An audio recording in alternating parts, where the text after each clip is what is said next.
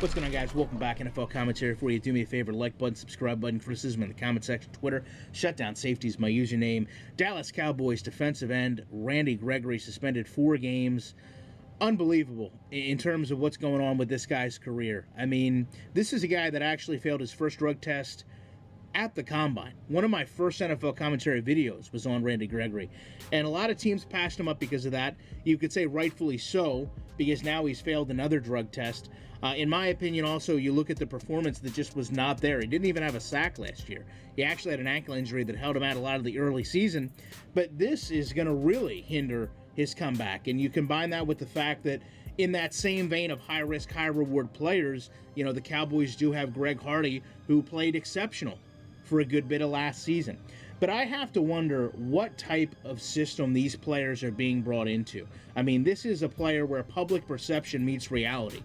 You know, Jerry Jones constantly takes risks on these players, but they come in and almost don't have the discipline within the team or the structure to keep these players from faulting again.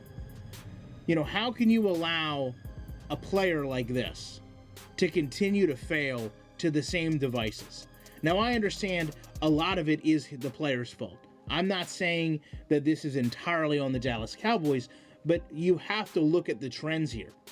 If you're going to take a risk on a player like this, when most other players, or most other teams rather, are passing them up, the Denver Broncos, for example, went with Shane Ray, who isn't playing all that great, but certainly is going to be on the field the first 4 games of next season, and certainly doesn't have the problems that, you know, Randy Gregory has right now.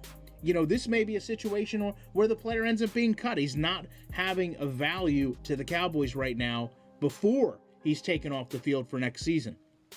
It does hurt you, though, at some level to see an athlete throw things away this quickly, in this way. I mean, it's really senseless. You know, and I understand there's going to be sympathizers with marijuana, but at the end of the day, when you're told not to do something, no matter what it is, you know, there's plenty of things that are legal that we know not to do. When you have a player like this fail in a system over and over, when they've got all the athletic goals they've ever worked for from Pee-wee football up until high school, up into college, up into an adult, if you can't get your life in order for that, then what can you get your life in order for?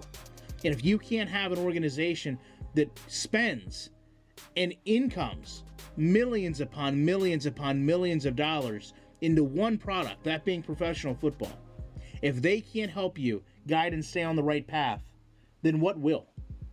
I don't know. It's an interesting conversation to have. I'd love to know your guys' opinions on it. I appreciate you checking this out. I'll be back in the week with more content.